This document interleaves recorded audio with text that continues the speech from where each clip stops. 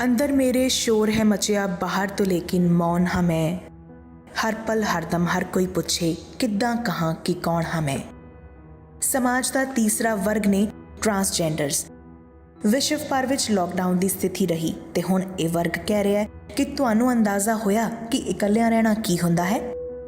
हुण तां तुसीं भली भांत समझ ही गए होवोगे कि साडे ते की बीतदी होएगी जदों घर नहीं, खाना नहीं, नौकरी नहीं ते हाँ तुहाडे कोल तुहाडे अपने तां ने, साडे कोल तां ओह भी नहीं।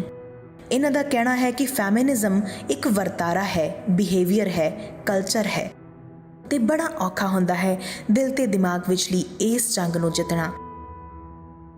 अज दे इस प्रोग्राम प्राइम वूमेन विच तुहाडी मुलाकात कराउंदे हां धनंजय चौहान दे नाल, जिन्हां ने इन्हां तमाम मुश्किलां विचों गुजरदे होए अपने आप ते समाज नाल लड़दे होए कामयाबी हासिल कीती ते समाज लई प्रेरणा स्रोत भी बने।